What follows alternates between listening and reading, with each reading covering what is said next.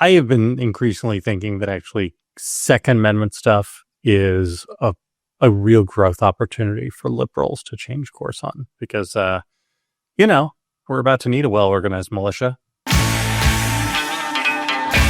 Hello, everyone. This is JVL here with my best friend, Tim Miller of the Bulwark. And also sitting in for my other best friend who's not here is America's favorite ginger, Andrew Egger, America's sweetheart, you might even say, of the Morning Shots newsletter at the Bulwark. Go to thebulwark.com, sign up and subscribe to get Andrew's newsletter. It is sensational. It also features occasional contributions by one William Crystal, woke Bill Crystal. It's all great stuff. The Weasley family, the new movie, the new Harry Potter, there's a reveal of the new Weasley family. I don't know if you saw that photo. Very creepy. Very creepy, all the different redheads together. Andrew would have fit right in. You got to space them out like we're doing on this podcast. One redhead per shot is typically what you want. I think that's right. Okay, so guys, Bulwark broke a little news over the weekend with a video of some men who claimed to be agents of the state wailing on a delivery man. We put that up with a little intro by Sam Stein. I feel like I'm taking crazy pills in all of this because I'm no longer in Washington and I'm looking on it from afar and I keep thinking to myself, this is an enormously big deal. And everyone else seems to be basically like, it's another Tuesday. I don't know if everyone else is like that. I do. I don't want to reiterate my rant from Monday's podcast with woke Bill Crystal about how annoyed I am about how many Democrats are calling it a distraction. Like, it's not actually a distraction when the nation's capital is militarized by a federal police force and armed thugs are jumping out of cars on 14th Street outside Le Diplomat, tackling random DoorDash drivers. Like, I think that's like something that we should engage with on the merits. I don't think Donald Trump is doing that to, distract from his Epstein cover up or the Medicaid cuts. I think it's a proactive part of his agenda that needs to be pushed back on. It is. I mean, part of the reason why I think maybe you feel like you're taking crazy pills and people are not as alarmed and vocal about this as possible is kind of something that is typical of Trump, which is there's this like ridiculousness and ham-handedness that comes with the menace. Like you see the video, I think on CNN yesterday, I was watching this video of these poor guys. Maybe they're not poor guys. Maybe they're MAGA. I don't know. Maybe they're just asked to be there, but they're in their fatigues, drinking a Gatorade outside Union Station. And the CNN reporter's like, "What are you doing here?" And he's like, "I don't know, doing what I was told, And they're like, "Are you armed?" He's like, "Not allowed to be armed," and it's like, "Do you have a mission?" And it's like, "We're here to protect DC," right? So like at some level, there's some very nefarious stuff happening. At another level, like there's just this preposterous like scenes of people in military fatigues, hassling people who are littering outside the Jefferson Monument, and so I'm alarmed by it. I mean, JVL, you and I are maybe a little bit more anti-cop generally, anti-federal police. I don't. A little bit more than the rest of the Bulwark. I listened to the Secret podcast. We're a little bit more. Love professionalized law enforcement. I think law enforcement professionals deserve a tremendous amount of respect and are important and vital to a orderly and functional liberal society. I do not like thugs who happen to have been given the ability to use deadly force on behalf of the state. Yeah. So last thing on this, and we'll get Egger's take, but like the other alarming part of this is like they're doing the same playbook. It's like the El Salvador playbook again. It's just they're doing it domestically. Right. And so, I mean, I think that the outrage should be commensurate with that because like literally, Caroline Leavitt like put out a statement about the video that we released, not to us, but to Politico, I think. And, where it was basically like that man was a, criminal, illegal migrant from Venezuela. And, and it was our she didn't accuse him of trafficking. Yeah, and it was and gang member. She did say gang member, criminal illegal migrant gang member from Venezuela, and it was our police force that got injured that you should be care about because one of the men, brave law enforcement. Yeah, one of the men concussed himself because there was like the 20 of them that were tasing and jumping on the guy got so agitated that one of them hit the other one, and then he got injured. Can I ask you a question, Andrew? I'm going to let you talk eventually, I promise. But Tim. Look, I don't want to make presumptions, but I think you've probably had more close contact with the criminal underground than I have. Yeah. Since you're more of a joie de vivre kind of guy. That's true, yeah. And more contact with police, more unwanted contact with police than you probably What is the point of being in a gang if you still have to drive for DoorDash? Right? Isn't the idea that like you join a gang so that you don't have to have a straight job and you can make money and buy your bling and drive your fancy sport? Like if you are also just working an entry-level job, maybe you can do that without being in the gang? Yeah, I mean, I knew some people that were Uber drivers and also had other side projects in my day. So I don't know that it is necessarily mutually exclusive, but certainly you wouldn't expect a high level gang operative to be, on a motorbike on 14th Street. I wouldn't think. Maybe the delivery stuff is his side hustle when his main career is gang focused professional life. And he's just on the low rungs because we all have to start out some. I mean, all this just to point out how preposterous the whole thing is and how you cannot take even for a second seriously the statements made by the White House. Andrew, you are actually in Washington, D.C. How is Occupied D.C. treating you these days? I mean, it's still about the same as ever, right? I mean, it's exactly like you're talking about. It's folks milling around with the occasional sort of like outbreak of this that most people, again, even in DC, most people are not experiencing this stuff as personal experiences. They're experiencing it the same way everybody else is because the video of what happened, 8 blocks away pops up in their news feeds. And so it's like, you could be just down the street or you could be in Topeka, Kansas, and your kind of lived experience. You're not seeing more fatigue. 14th Street. You're not. No, you do. When you walk around. But as far as like the outbreaks like that, they're not so pervasive that like everybody's having these lived experiences yet. A lot of people are. I did want to speak real quick to the what you're talking about there in terms of how the White House is messaging this stuff, because I think it speaks to their goal here. Ordinarily, under ordinary circumstances, you'd see arrests like this taking place. I mean, the body making the arrests would go out of its way to be quite restrained with how they talk about it, right? They would not want to say anything that might on an ongoing criminal matter. Yeah. And there are reasons for that. And one of the reasons for that is that you don't, if you are actually apprehending like a real criminal who's dead to right on his actual crimes, you don't want to give that guy like procedural reasons at trial to be able to wiggle out of it by telling a judge, hey, look, like these guys had it out for me. They were like pursuing some political purpose in apprehending me. And you can tell because of the way that law enforcement has been talking about it and lying about me ever since. I mean, like that is a real thing that real law enforcement, real actual professionals like you talk about, JVL, care about. But instead, I mean, the end game here is not to like secure a ton of convictions for these people. The end game is just to get the pictures and the videos of the arrests, to make as many arrests as possible, and to use that to feed a political narrative here, and to throw around the weight of the police. Like if you think about it in those terms, that the end goal is not to actually like clean up the streets and get crime rates down and get actual lawbreakers locked up and safely behind bars, but that the point of the arrest, the point of conflict, is the point of it. That kind of explains why they are behaving the way they are after these arrests. Andrew, have you seen any of the new ICE mobiles out on the streets of DC? Yes.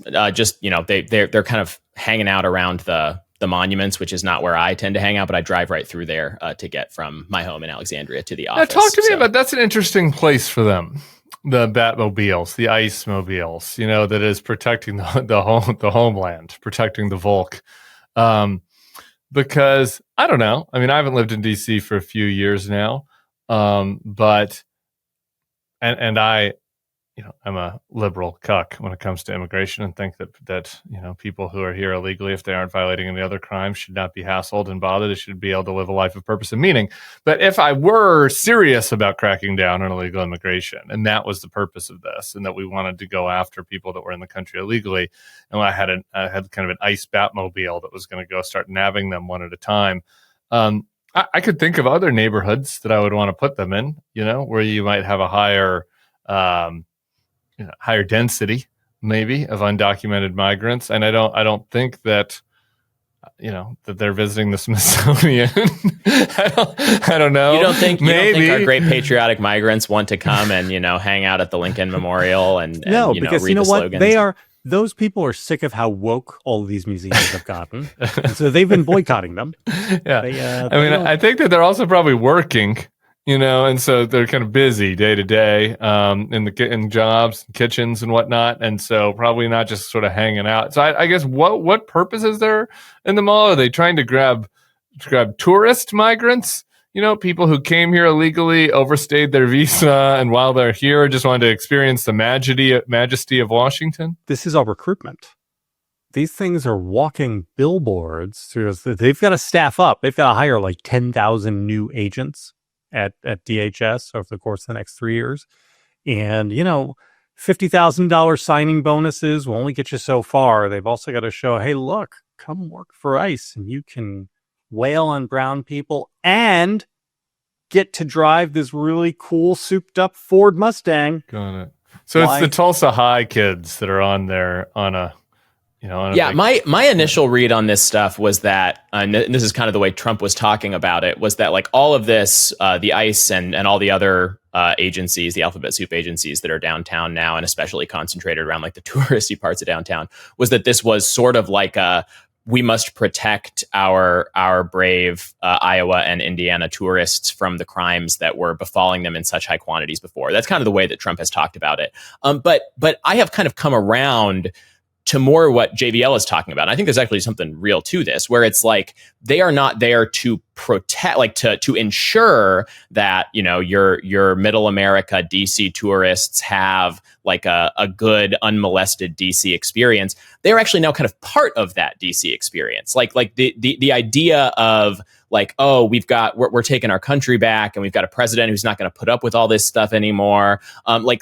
They are sort of the exhibit for all of that. Like you as sort of like a MAGA guy from Topeka, Kansas. Let's go back there again. You're a MAGA guy from Kansas, and you're coming to DC to get the whole DC experience. And part of that experience is, wow, I get to see the Washington Monument, and I get to see a Smithsonian or two, and I get to see, Donald Trump's crack troops, owning the libs. In media, in the middle of their business as they're cracking down pictures. on crime. I bet there are pictures with ICE guys. Might be an interesting thing for us to send an intern down to watch, but I bet the people are coming through and trying to, and they're kind of like Disneyland characters. Like I was just at Universal. I think they might be kind of playing the role of like Beetlejuice at Universal, or who are the characters from Wicked? Yeah, Elphaba and what, maybe some enterprising immigrants could go down and just charge $5 to take selfies of the Kansas tourists with the ICE officers.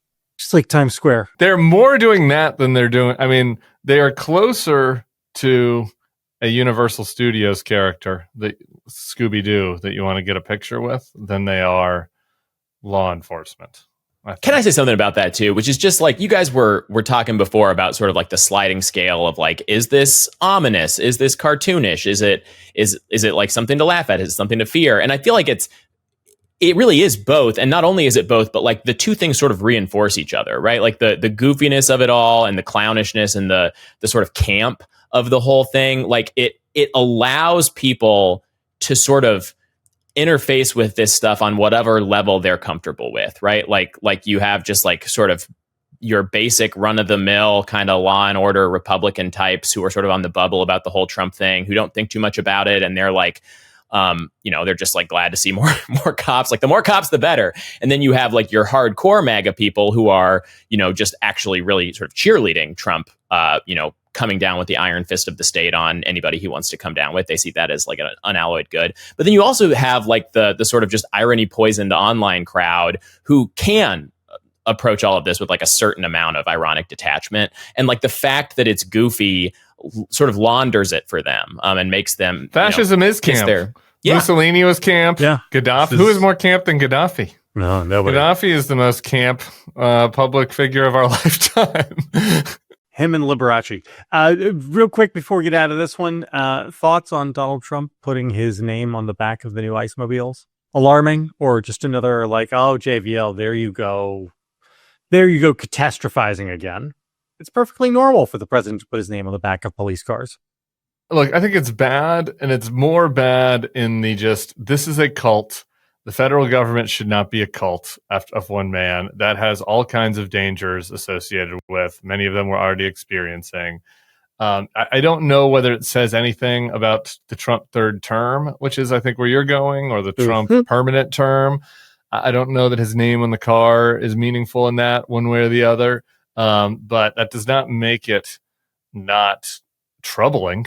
Yeah, I don't think that it necessarily teaches us anything new so much as it like reminds us of the stuff that we already know that we should be just like screaming from the rooftops about the dramatic expansion of ICE under the big beautiful bill and the way that it is being set up as a force that essentially reports to Donald Trump, like as kind of a personal army to go. I mean, like the fact that we're even talking about them in the same conversation as the sort of federal law enforcement crackdown on just DC crime in general, which is, related to, but not identical to immigration. And we're not like making distinctions in that conversation. That's a remarkable thing, right? I mean, like it's already the not only are the ranks swelling, but sort of the ambit of the organization has swollen so much. And I think that, whether or not, it suggests that there's a third term, potentially coming or anything like that. It certainly doesn't say anything good about the term that we're already in. Yeah. And just if we're going to do disaster point, JVL, one other thing I just throw out there to you, when you're kind of throwing all of these different,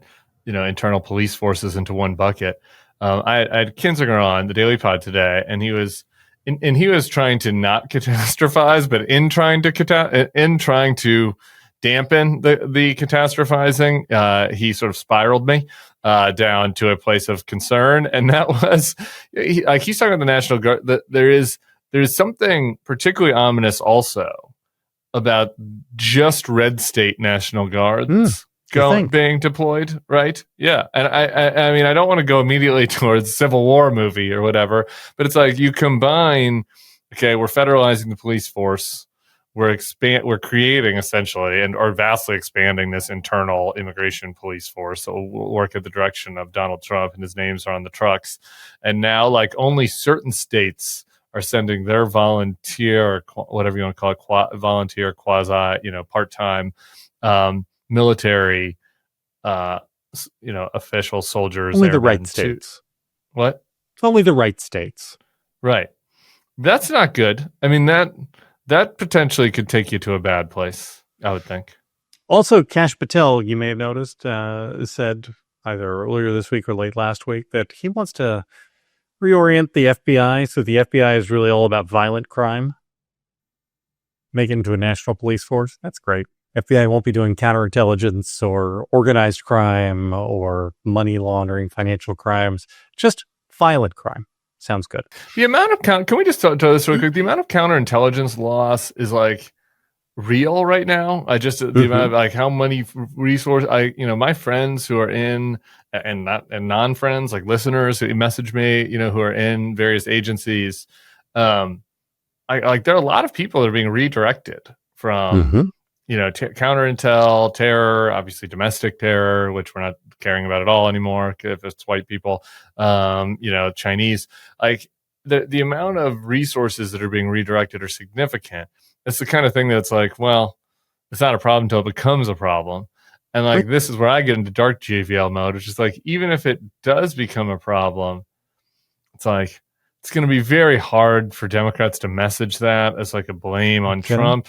And frankly, Trump would use it to just coalesce more power. Yeah. We wind up with a terrorist attack. You think that's going to hurt Trump? Right. No, I don't. I don't. That's what I'm saying. Yeah. Right. And if you want to really spiral, ask yourself how any of this gets unwound, because it doesn't. All right, we got to move on. This show is brought to you by Green Chef. Oh, how I love summer. Something about it just makes you feel your best. So what better time to create healthy meal habits that last? What better time to get Green Chef, the #1 meal kit for clean eating? Green Chef makes it easy to spend less time in the kitchen and more time enjoying summer with their new Heat and Eat meals. It's easy to enjoy a delicious, wholesome meal in just 3 minutes. Perfect for supporting your wellness journey. Green Chef recipes feature fresh, organic, seasonal produce and 100% responsibly sourced proteins to help you feel your best. Green Chef's real, clean ingredients help you build lasting, healthy habits without the hassle. Enjoy salads ready in just 5 minutes, protein-filled breakfasts, or nutrient-rich smoothies to fuel your day. Green Chef is ready to nurture your nutritional needs. With 80-plus dietitian-approved weekly meal options, Green Chef makes it easy to find meals that fit your lifestyle. Pick from Mediterranean, Is that a gay comment? You settle down.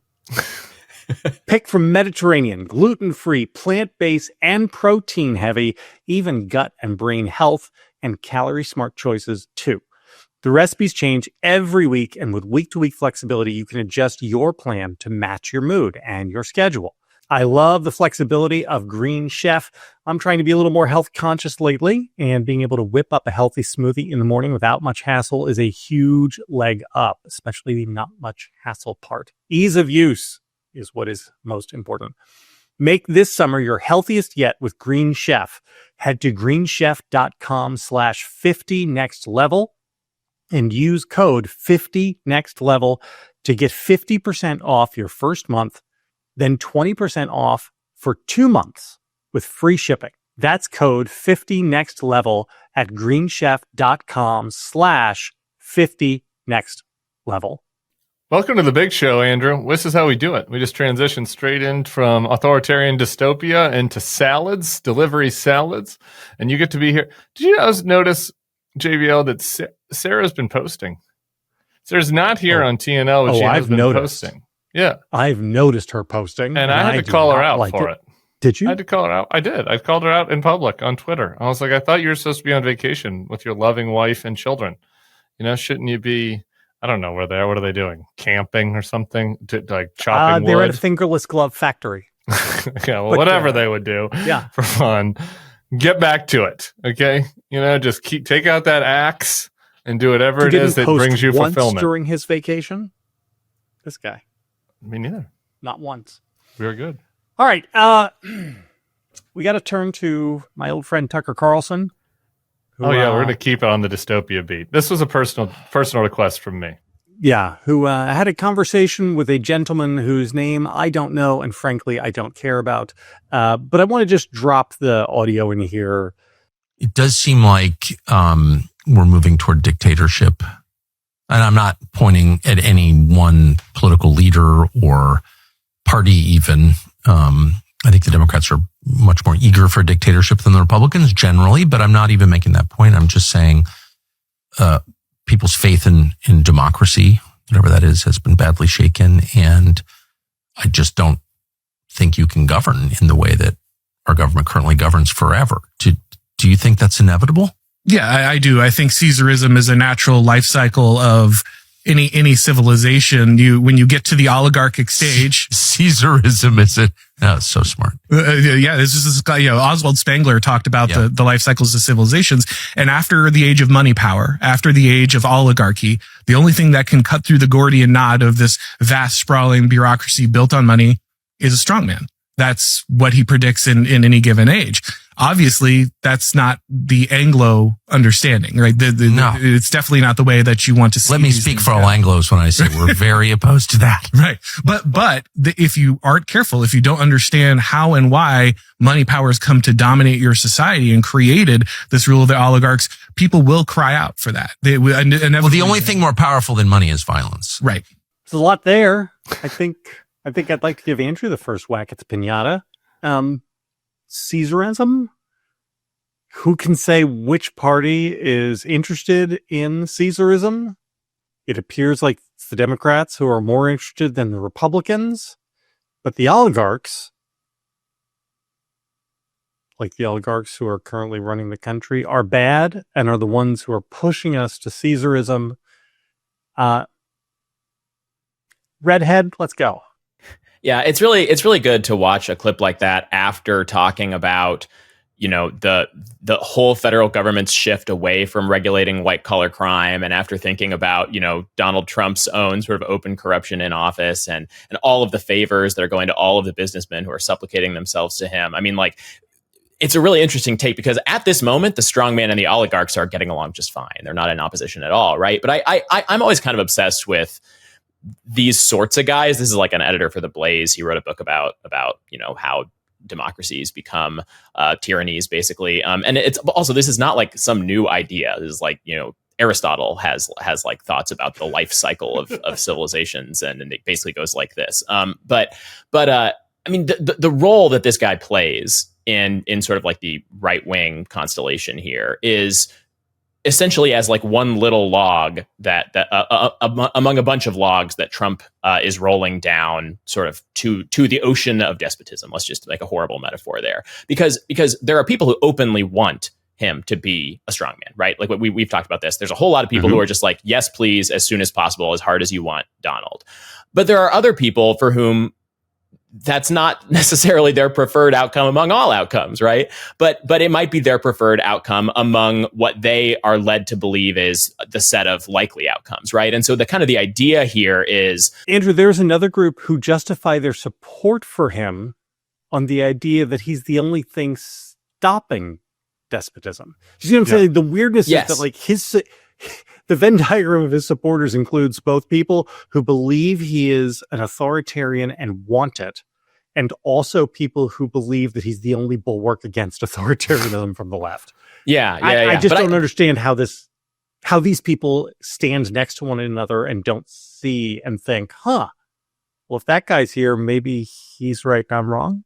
Yeah, but I think what the fella in this clip is speaking to is like a whole third set of people who are like, man, I sure personally would prefer for us to remain a democracy. Also so funny, just a little aside, Tucker to be like, man, you know, it sure is a shame that democracy, whatever that is falling apart in so many people's minds. It's such a complicated term. Whose fault that is, Tucker. Yeah, it's also really such a complicated term to understand. Democracy, right. whatever you call that. You know, it's one of these egghead words. You know, that Tucker's is really good at like undefinable. forgetting how concepts work. Like when it suits him momentarily. But anyway, like the idea is like maybe there are some people who would rather live under democracy. But if we're going to have despotism either way, you know, like, gosh, if that's really going to happen, then I guess, you know, I hate to say it, but rather our despot than their despot. And that's the whole idea, right? I mean, that's the actual function of this kind of content in the right-wing ecosystem today. Yeah, I want to hear JVL's thoughts on what trajectory he thinks we're on. But I just a couple of side points about this and why I encountered this on TikTok. I don't actually consume the entire Tucker Carlson podcast, but that the Chinese felt like it was important for me to see, which feels like a meta commentary of some kind. So I watched it and I was like, I want to talk about this. I'll talk about it for a couple of reasons.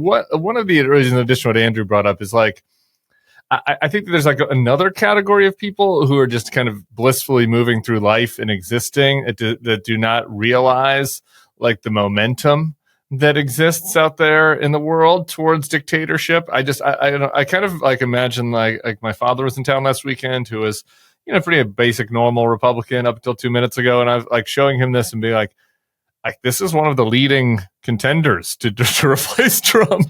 Just like casually saying like, we're inevitably heading towards dictatorship, you know? So I do think maybe that might shake some people. But the thing that I wanted to pair this with, which is what alarms me the most about it, to kind of expand on Andrew's comment about the different types of people that are being drawn to this, is that Tucker is like essentially saying that we're on an inexorable path towards dictatorship, and we probably want it to be a friendly dictator. Like is essentially the point here, and like that we're going to be violence will be involved in this, and that's inevitable, and he doesn't see a real way out. Ben Shapiro was on the All In podcast, and I was listening to that conversation before Jason came on as prep, and he makes like a Winnie the Pooh in the tuxedo version of this same point. Essentially, like he makes kind of a high class version of the same point, where he just like casually says to these VC guys, like, you know, the way I kind of see it, I think we're just moving, you know, inexorably towards this thing where it's like we have conservative authoritarianism, and then we trade back and forth to liberal authoritarianism, and I'd rather have conservative authoritarianism. It's not what I want, it's not my preferred outcome, but what Donald Trump's doing is better than what I would see from the other side. And to me, like, I don't know, I just think that we've gone a long way from like, you never Trumpers have TDS, and we're taking him, seriously, but not literally. And like, it's not the threat is not that big. To now, it's gone from like, this is, you guys are alarmist and this is crazy, to it is inevitable and I'm kind of here for it. Yeah. Well, this is Rod Dreher's law of merited impossibility, right? It's the line of argument that begins, how can you say that that's insane, to, well, of course that thing has to happen, right? No matter what the thing is. And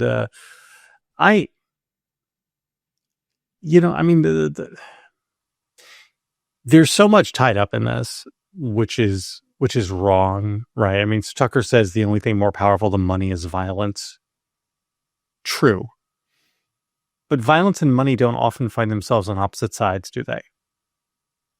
You see what I'm saying? Right? I mean, this is... terrorism would sometimes, but yeah, sure.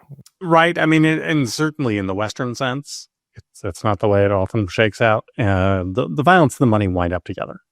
And that is certainly like where we are. It is not the case that we have some oligarchic elite and they are engaged in a great struggle against the ethno-nationalists. Like, those people are on the same side.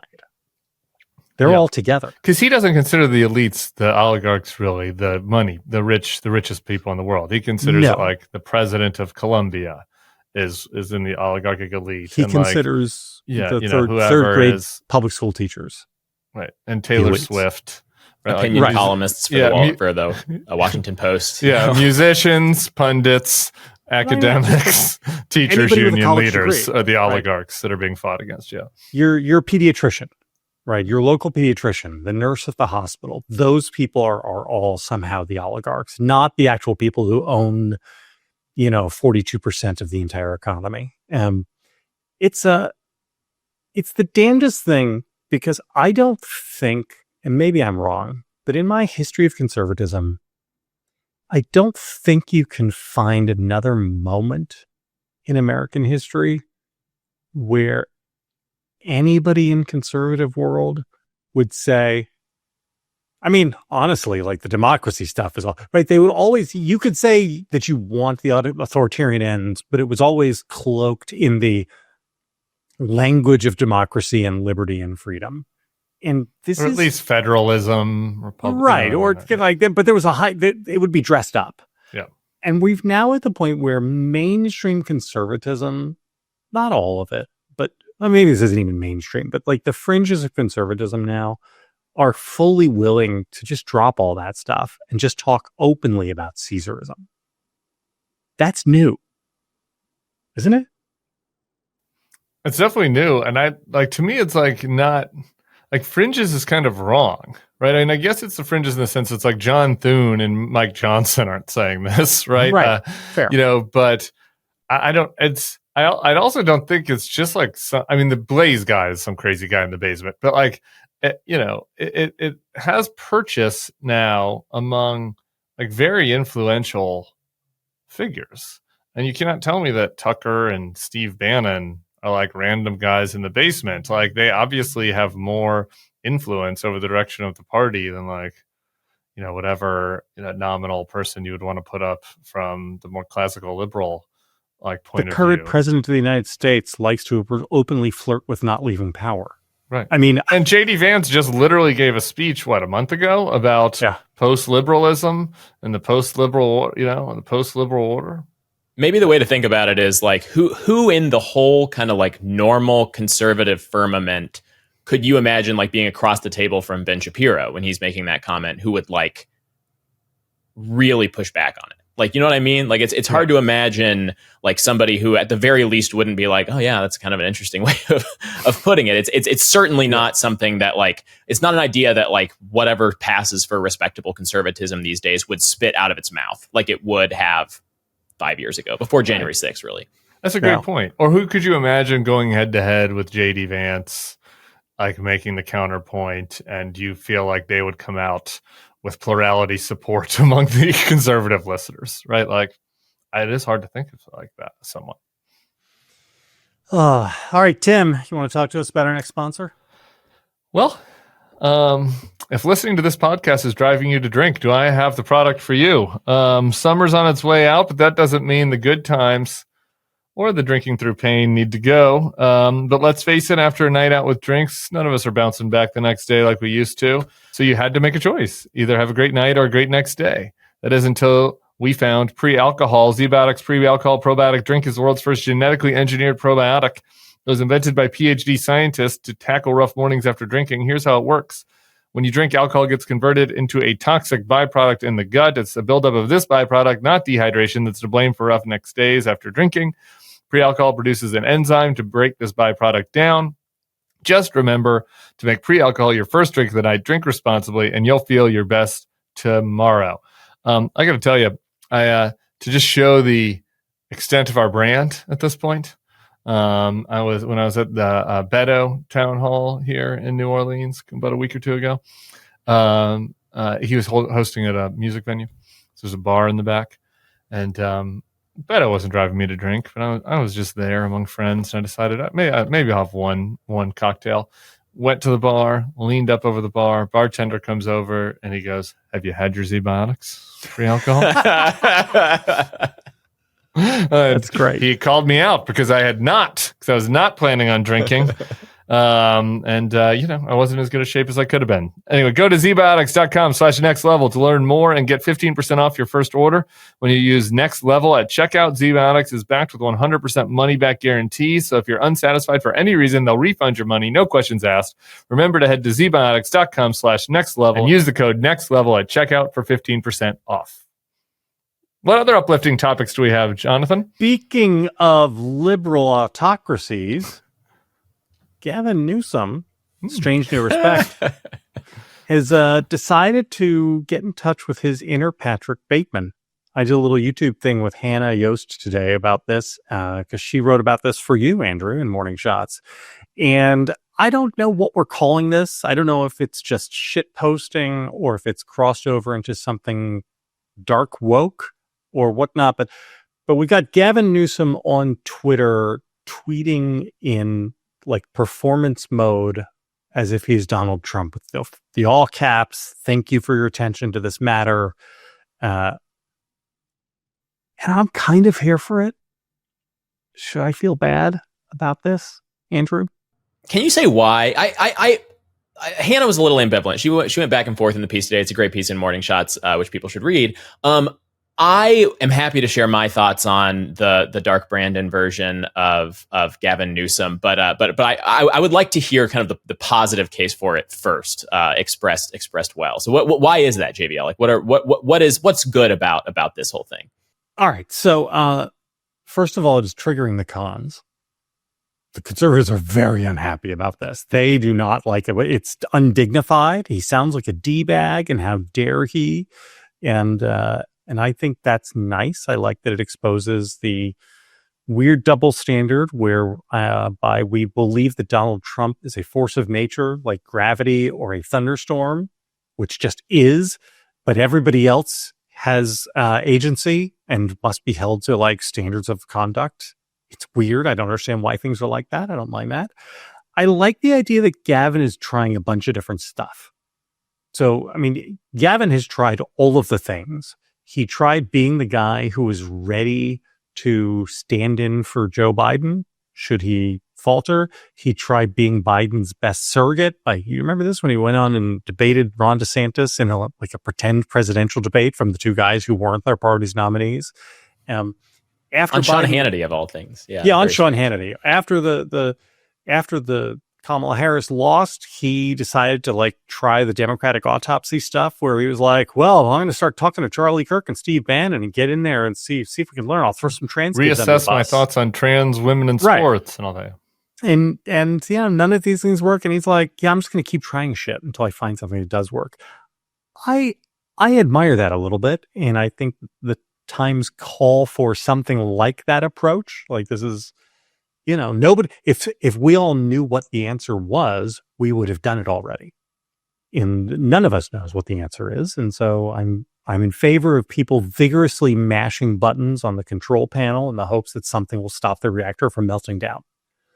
So, and I would say just from a purely Machiavellian, if I were Gavin Newsom's strategist, I like this from his perspective. So he's running for president, obviously. Come 2027, he won't have a day job anymore. He will be a full-time presidential candidate. His biggest liability is the idea of him as a California liberal. If instead he turns his biggest liability into, God, that guy is so mean and nasty and so hardcore, that's a pretty good thing, right? I mean, that as weaknesses go, you can have worse weaknesses than being a little bit too tough or being too mean in the current political age. I have a lot of extended thoughts, Andrew, but I want to hear yours first. But I want to make what I thought was the most compelling case for this, which I think you'll enjoy, from at Nikki Kaga on Twitter. I follow Nicolaj. Good poster. Right, says, is he progressive? ? No. Does he have a good record? ? Also no. Would he beat Vance in 2028? Probably not. Is he a good person? No. But does he want to Romanoff the Trump family? Does he say Mississippi like it's a slur? All caps, yes. The picture of Gavin looking handsome. And I think it comes down to that. Yeah, I think that's basically accurate. I think that most of the reasons that I'm not necessarily so taken by all this are basically encapsulated by that too, which is that I think, yes, it's good for Democrats to be trying a bunch of different things. Unfortunately, in this case, the thing that Gavin Newsom is trying a bunch of things to do is like try to figure out exactly the way to get Gavin Newsom the 2028 Democratic presidential nomination, which I just think would be a disaster in a lot of ways. Not just because, I mean, I actually disagree that his biggest liability is that he kind of codes California liberal. I think that he can deal with, that he can kind of play with in all of these ways. I think in that presidential contest, he would also have a real liability for having done a relatively bad job governing the state. And I think that like we are so vibes focused. Child. No. Seriously, I have real thoughts about this. We are so vibes focused, and the vibes have mattered so much in recent times that I think there's a possibility of over-indexing on vibes. You can overdose on vibes. I think that it is not a small part of like how Donald Trump has gotten over the hump of the last few years, that in the background, you have this kind of like secondary conversation about like, are Democratic policies better or are Republican policies better? I know it's the kind of Pollyannish thing to like talk about policy mattering, but like one of the weird little subplots of the past few years has been like the DeSantis versus Newsom thing, right? And DeSantis has really been like eating his lunch on a lot of like actual policy stuff, just in terms of like bread and butter, kitchen table, which states are doing better economically, which states are losing people to outmigration, which states are getting people to in-migration. I think it's important to caveat that teetering. That's teetering. I think he was eating his lunch. I think certainly at Florida's 2025 status is pretty sure, yeah, but that's about Florida, right? That's not about like, has Gavin done a good job in California? So like I'm predisposed to dislike it for that reason. The other thing is that I just, as a Trump impression, I find it not very compelling, and like, you know, whatever, there are better ones out there. And I think that like whatever the next big thing is, even if it is like vibes that end up mattering, I think it's going to have to be something new and something sui generis, not just sort of like this weird like imitation of the Trumpian form. Now, all that is on one side of the ledger. That said, the one thing that I do really appreciate about all of this is more the fact of it than like how it's being carried out. I think the thing that he is modeling that is really helpful for Democrats, and why I totally understand that a lot of Democrats are rallying behind it, not other electeds, but just sort of rank and filers who see it, feel a certain catharsis and a certain sense of relief, is because it is fearless in a way, right? It's poking the big bad guy in a way that is full of contempt, that is so the opposite of what all of the other institutions are doing, where everything else out there, every other institution out there at all levels is basically treating the things that make Donald Trump so small and weak and just horrible of a person. All of that stuff is the stuff that everybody has to suddenly be okay with, just as the price of like existing in America now and doing business at a high level. And like maybe his policies are going to be bad, but maybe his policies won't be so bad if we just, butter him up like crazy and we just worship the ground he walks on and all of that stuff. And like, to live in that environment is so just gross, and to just be in it where everybody is doing this all the time is so just sort of oppressive from over a period of months, and we're like a sixth of the way in, and just to see somebody at a high level, even though Trump has already come down hard on his state in LA in a lot of ways, that he is not sort of brushed back by that, and instead is willing to just like throw punches and sort of model this fearlessness, even though I don't think it really lands and I don't think it's really funny or whatever. Like I totally see why people are willing to kind of like put on the jersey. So Andrew, for that. What you're saying is, but he fights. But he fights. Jesus. So this goes to my point. I want to expand on this. Right? There's an element of buddy fights. There's an element of buddy fights. Yeah, all right. And he's fucking with Trump. And it's working. And I would grade it a little better than Andrew on the Trump imitation. It's pretty funny. It's pretty good. It's not cringe. It's not covfefe. I mean, like, we've seen some bad. He doesn't get the cadence right. Okay, but we've seen some really bad ones. It's funny, but it's not Trump. Can we say that? Like, it's funny, but he's doing some other thing. It's not. Sure. It's not really the Trump. All good thing. Spoofs are a little bit off, a little different. Yeah. Anyway, it's pretty good. It's not cringe in the sense of like resistance cringe. You might find it cringe in another sense, but like it's not. We've seen some really bad Trump spoofs out there in the marketplace, and this one's pretty good. So I give him credit for that. The fighting part, I give him credit for. The actual substance of the fighting about what they're doing in California is absolutely right, and good on him for doing it. And you could totally imagine a Merrick Garland style governor of California who would not have done that. And can we just say real quick, there was a moment where Gretchen Whitmer style. Yeah. And there was a moment when it seemed like maybe Gavin was going to take that road, right? Like right at the beginning of all the El Salvador stuff and everything like that. He was asked one question about that at a press conference, and he kind of was like, his initial instinct when he was asked that question was to be like, look, like all these mass deportation things, like this is kind of a distraction. He was the distraction guy. He was doing distraction talking points. So so I need to approve of behavior that is modeling what I'm asking for. Yes, I'm asking for Democrats to stop doing that. Yes, shit. Yes. He got off that very quickly and has been much better about that since. So good for him on that. That part I like. The part that worries me actually is a little different than Andrew's, in that it's too good.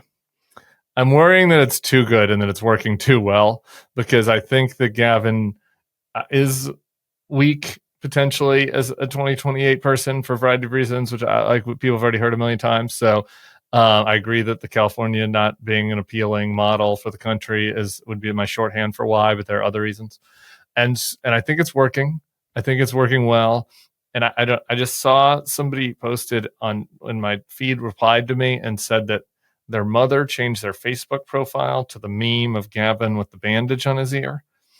And like, that worries me, that it becomes self-fulfilling in the same way that Tucker's dictatorship stuff becomes self-fulfilling. Like Gavin positioning himself as the one man who's fighting Trump becomes self-fulfilling, and the Democrats get really excited about it. The train gets out the station. And I worry about that. I worry that I worry both because I think that he might be a weak 2028 candidate, though I'm open to being wrong about that. I worry about like what it says about us as humans, what it says about us as people. That people get very excited about that, because we all have the shadow side inside of us, who does like to see that's people. All we have, right? Like seeing people's face rubbed in shit.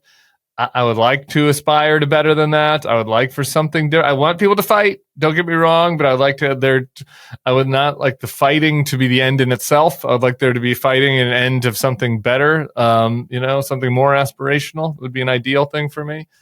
And so, I don't know. We're all weak. I think about like the a funny parallel. I'm kind of Trump in this parallel by accident, but whatever. The Republicans crying, like Lisa Marie Booth and Dana Perino and all these people crying, like Gavin is acting like such a douchebag, and like Gavin's behavior is so inappropriate, it's so unbecoming, and it's like they can't even see their own. Like, they can't even see themselves right in it, and like and we can point and laugh at their weakness, but that's also kind of like a human weakness. And I got into this a little bit in the newsletter this morning. Like I think about the inverse of that. It always makes me laugh. Like anytime I make fun of a Democrat, like when I was going after Hunter, for example, recently, people were were commenting, or some of you listeners were commenting and saying, Tim, you're being so nasty to Hunter. You're usually so considerate and thoughtful. And I'm like, am I? Actually, I don't think so. I think you like me because I'm pretty good at being nasty to the fucking bad people at times, right? And so it's hard for the human brain to process that, right? That like what they like when about somebody when they're treating their enemies poorly, they don't like when they're treating people that they care about poorly. So like all of that, like that's the part that gives me worries that it's too good, that Gavin will be like a Frankenstein monster that it's unable to contain. You'll fulfill the Blaze contributors we will. prophecy. Yes. That part worries me a little. Not a lot. I'm not like panicked about it or anything. It's just something that's in my mind. That's all. Let me pull us back a tiny bit here, and just away from the what do we personally feel on the inside, but just into objective analysis. Sure. I have long believed that there's something in politics where voters reward candidates who are really hungry, in that they don't like the too cool for school, like Adlai Stevenson, I was drafted to run. And they really like the people who are, in the most grotesque way, would run over their own grandmothers to be elected president. I wonder if, is that true, do you think? Just in the ways you guys have looked at politics over the years? At least with men. John McCain never looked like he would kill his own. Yeah, definitely true with men. I think Hillary looked like she would have driven over her own grandmother to run, and that was seen as a negative for her, I think. Maybe. Maybe it was something unique about Hillary. Maybe it was misogyny, but or it could just been like she was part of the furniture for so long and had been so ingrained in America. Anyway, but I wonder if if that is true, and B, if it is true, if it doesn't help Newsom in a way that the people who are much more circumspect, like the Wes Moores of the world, that it might hurt to them. I don't know. I just very quickly. Is there anything to this or no? I think yes. I think yes, certainly in the current moment. I think like the worse people perceive things to be, the more they want somebody who seems like they're really jonesing to get in there and fix it, right? But I agree with Tim that I think in 2016 it was kind of the opposite. Like Hillary was the one who was seen as kind of grasping and just wanted to get in there no matter what. And in fact, very early in Trump's political career, it's kind of weird to think about now because it's so different now. But like it played to his benefit this notion that he doesn't really have to do this, right? He has a nice life. He has all this money. He's not going to use the system to enrich himself because he's got all this money already. And like that was kind of like an early boost for him. But I do think that like we're in a completely different environment now where just everybody, even the winners, are like think the world is going to hell in a handbasket, and they are rewarding people who seem like they are eager to get in there. I do think there'd be a more earnest. I think that there is room and there remains room. We have a lot of time. We don't need to do 2028 hot stove. But like my advice to anybody that was listening who is a Democrat that wants to go to higher office is like, people want somebody that's really mad right now, though, and that there is a way to do buddy fights that isn't so cynical. Like there's a way to do fights because you're really fucking pissed about what is happening to the country. All right, we're gonna get to the other, like what mad looks like in a minute, because it's not the presidential level, Tim. It's the senatorial level in Maine. First, though, Andrew had wanted to talk about Oklahoma. Oklahoma, where the superintendent of public instruction, Ryan Walters, announced that teachers from California and New York who are applying to teach in Oklahoma will have to pass a test developed by PragerU because the state of California and New York's standards are, quote, antithetical to Oklahoma's. I have so many questions, Andrew, and you went deep on this. Wasn't this the guy that had porn that showed up on the screen when he was at a meeting or something? Didn't some porn pop up? You're jumping right to the end, Tim. Oh, I'm sorry. This guy, the deep well of lore about Ryan Walters in it wasn't porn technically. It was a movie that featured some nudity, some female nudity. He claims it was up there, on like autoplay from some cable channel. It wasn't even his. Like he was holding it for a friend. But listen, Exactly. My question is, why California, New York, and not like Vermont and Austin, Massachusetts, right? Or people from Austin? Like, it just strikes me like it's weirdly limiting. And of course, I understand the problem is that I'm treating this like it's serious, and it's not. But I don't know. Talk to me, Andrew. Yeah. Okay. So you are correct in your self-diagnosis of the issue here. I mean, this is a guy I've been following for a while, off and on, because he's a really fascinating figure. One of the more interesting MAGA guys anywhere in the country, because he has this very kind of small job. He's like the state superintendent of Oklahoma, not their secretary of education, the superintendent of their schools.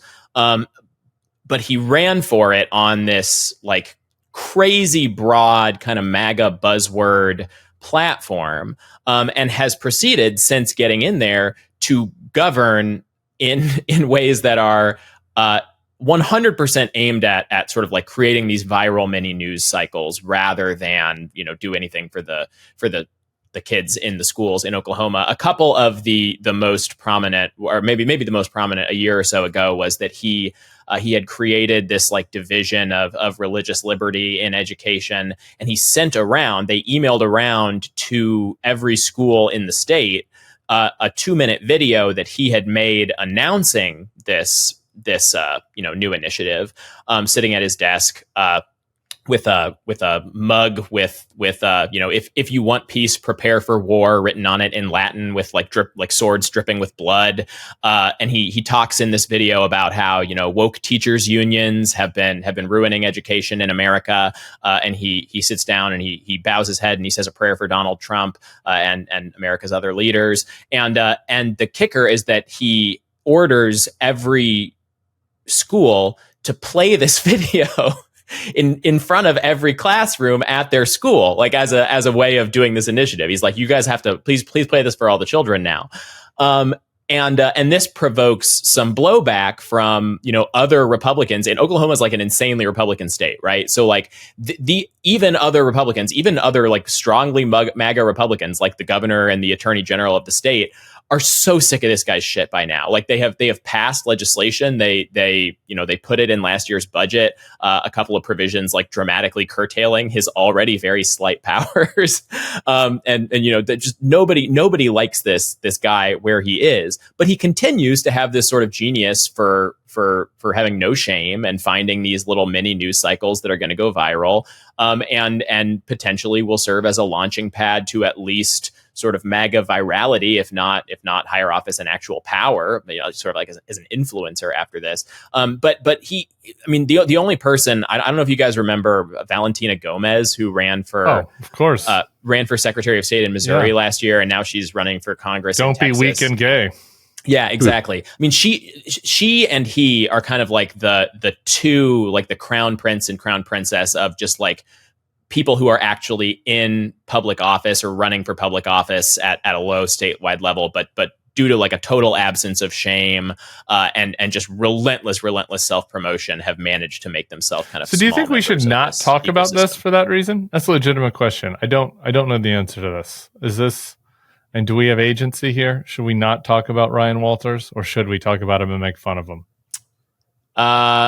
we spend so much time restraining our baser impulses as people. Like, let's have a little fun with every once in a while. Strategically, like culturally. I guess I don't know. There's something maybe to be said for the fact that like defining MAGA, but with their most extreme religious weirdos, particularly ones who have influence over children, it's probably might be useful on the margins.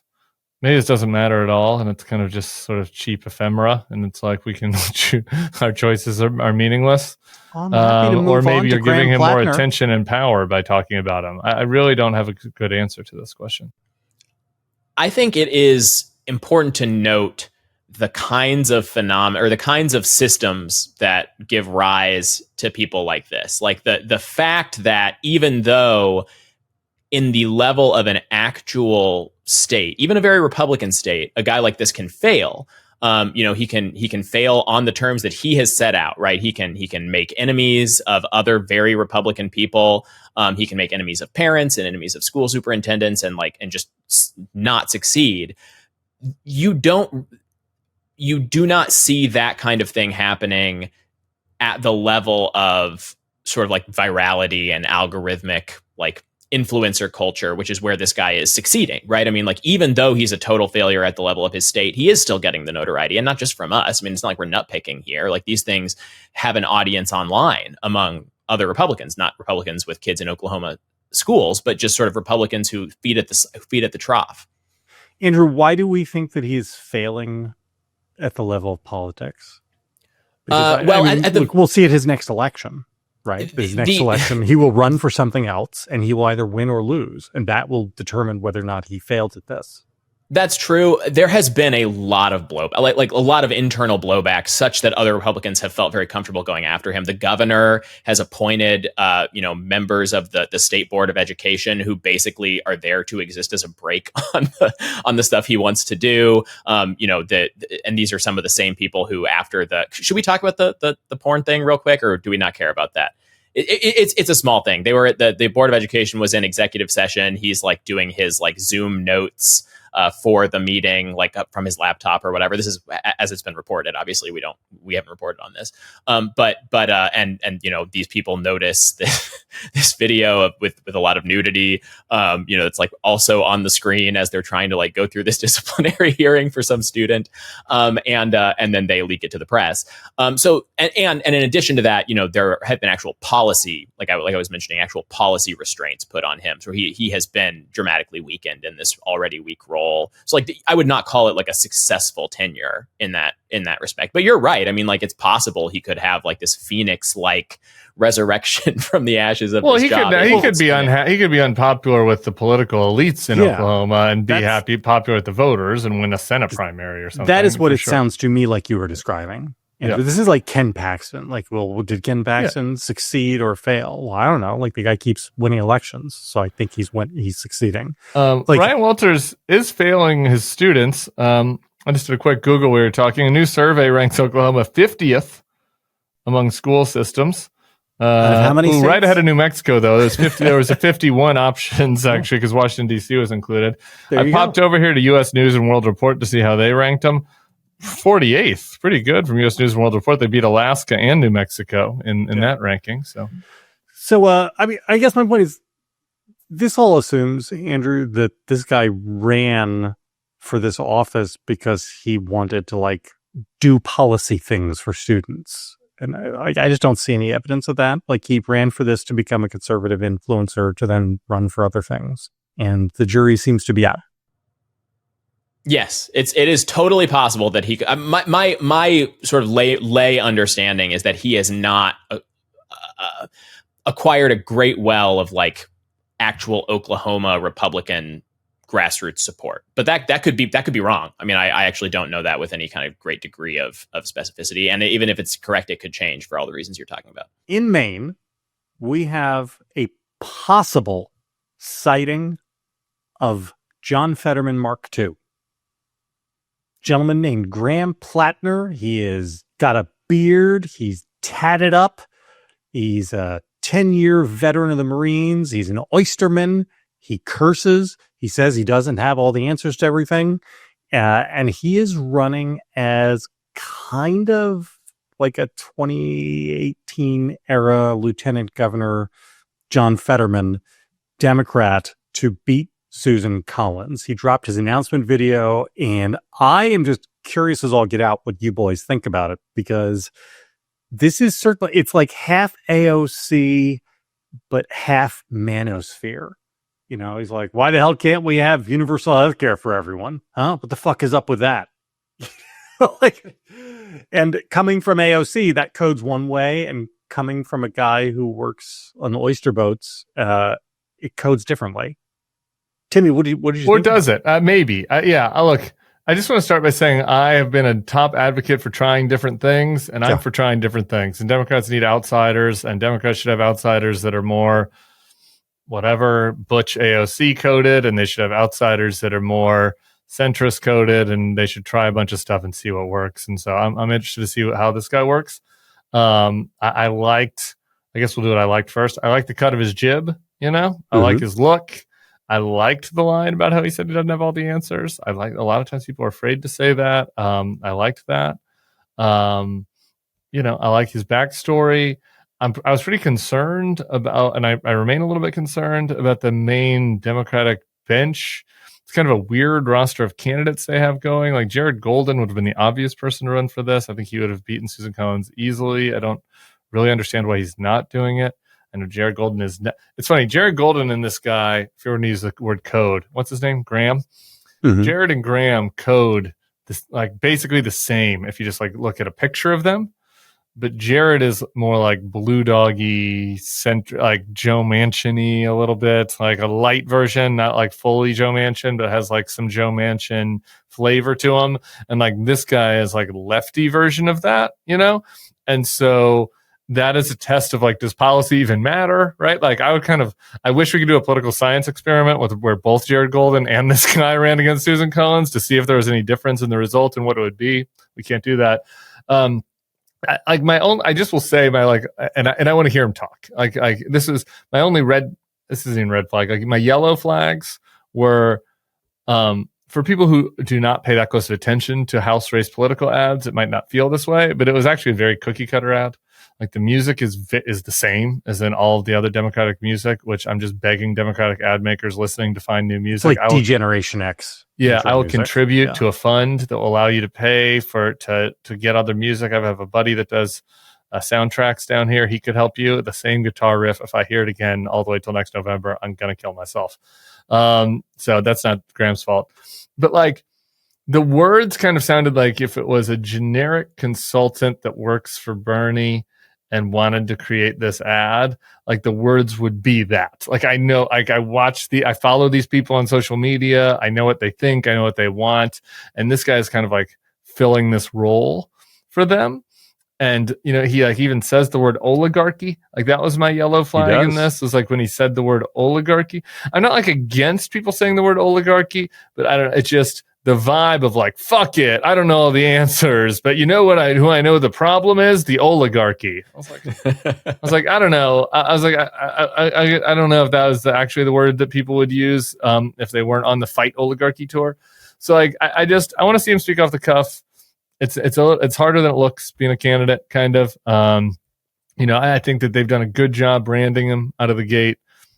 I'm interested. Me and him probably aren't gonna, you know, be eye to eye on every vote that he takes if he ends up getting in there. But I would, I'm happy for anybody that not besides Susan Collins. He certainly wouldn't vote to confirm the Trump cabinet.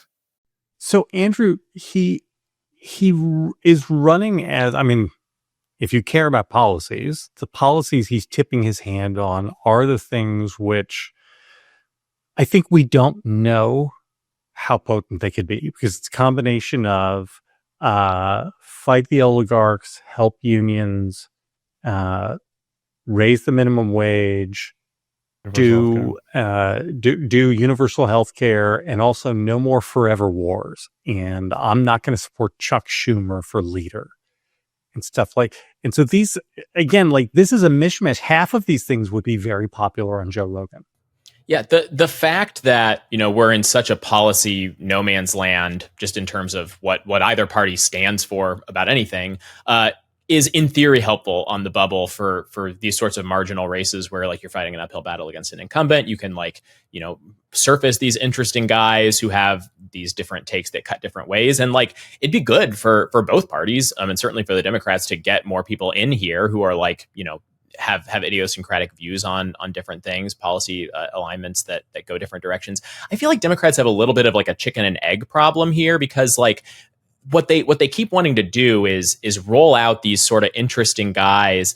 And obviously, a lot of it's bottom up. It's not just sort of the Democrats making these choices, but you keep seeing these guys pop up in these like really kind of hard to win races in purple states against a popular incumbent, or in red states. There's some guys like this in Iowa who have launched, campaigns for governor and for Senate this year. I always think of the Iron Stash who ran against Paul Ryan. Yeah, Iron Stash. Yep. Yeah. And it's like, the problem is like the Democrats want to change their national brand to be like more appealing to men, but like until that has already happened, until you have some of these guys like in power as like, prominent figureheads of the Democratic Party, and that has already started to change, the whole Democratic brand is still kind of a millstone around these guys' necks, right? Because the thing that gets thrown back at them is like, yeah, you sort of code like you're one of us, but aren't you just going to go to DC and like most Democrats just vote for the stuff your Democratic leadership puts forward? Like, are you really so different? And so it's hard to know like how to solve this. I guess one thing that I would sort of like to see is guys like this showing up more in like blue state Democratic primaries, not always just being like is this the purple state savior? Is this the purple state savior? Is this the guy who's finally help us stop getting our ass kicked in Iowa and Florida and these sorts of things? Like why not put one of those guys forward in Minnesota? Or I got nothing against the Minnesota. But sometimes Democratic it does senators. work, right? Like sometimes Tester wins, sometimes Fetterman wins, and I don't know. It feels like it's But worth a shot. don't they sort of slot into like that, the sort of, they immediately become sort of like the purple state heterodox figure, which like how much impact does that actually have if what Democrats are trying to do in part is like resuscitate their totally failing national brand? I'd say this. It has impact if you beat Susan Collins versus losing to Susan Collins, which they did last time. So that's not nothing. Brand wise, though, like, look, I think that one thing that the Democrats could use, and Fetterman, I think, would have really helped with this more if he was able to talk. And like that is having figures, and maybe not just one-off. The Democrats really could use three, and so that's why you got to win in different places. But they could use a handful of people who just seem like they authentically care about working people. Like this is not a bit. Like this is not a talking. Like I don't not only care about them, but I am one of them. One of my friends sent me this thing that they were looking at a post-election focus group study, and one of the people in the focus group said, I feel like the Democrats are the party that would make fun of me for shopping at Walmart. And it's like, you can't fix that without having people that look like they shop at Walmart. Like, honestly, like you can almost say as much as you want to fight it, but like you do need people that they feel authentic on this. And so this guy fits that. And I think that's good. I think the brand stuff is good. I think my one other nitpick, I'd just say, and the one I think open question on this was one of the things he was asked. Was he asked this, or he might have set up a straw man in the video? I think he set up a straw man on the video, and people ask like, "Well, aren't you just another liberal?" And he says like, "How can I be a liberal when I'm a competitive pistol shooter?" And like in some ways that like kind of cuts against it. Like he's sort of being like the other Democrats don't pistol shoot, and it's like you can't be a liberal and a pistol shooter. Like you can do both, and like that is why, and that is again where the policy, and maybe this is where me and JVL might disagree a little bit. I'd like to hear your final thought on this. Is just like I do think you just listed a bunch of policies that are again just left policies, and like I think it would help if a dude like this like had at least and maybe he doesn't believe this. I'm not trying to tell him to make up his policy views, but it'd be nice for the Democrats to have people who are like, you know what? I fucking hate Donald Trump. I want to fight the man. I want to raise the minimum wage. I want universal health care for everybody. I want to end forever wars. And I also do think it's crazy that trans girls are in boys sports, or trans boys are in girls sports. Or I really do think, I feel passionately that like we don't need background checks to buy guns at gun shows. I don't fucking care what it is, but like give me some. And I feel like it's a little bit of a tell if you're like, I can't be a liberal. I shoot a pistol. And it's like, well, okay, but like, what are the Maybe issues that you stuff. would agree with them on? Maybe the gun stuff will wind up being where he makes this thing. I have been increasingly thinking that actually Second Amendment stuff is a real growth opportunity for liberals to change course on, because we're about to need a well-organized militia with all those eyes. I'm kidding. See, that's a great place to leave it. That is a great place to leave it. Making jokes about civil war because I don't, as somebody once said, the only thing more powerful than money is violence. Okay. Guys, great show. Incredibly long show. I'm just kidding about all this stuff. Tim, it's good that Sarah doesn't listen to these things when I'm gone. Andrew, thanks for sitting in. Guys, we'll be back next week with the full crew. Good luck, America.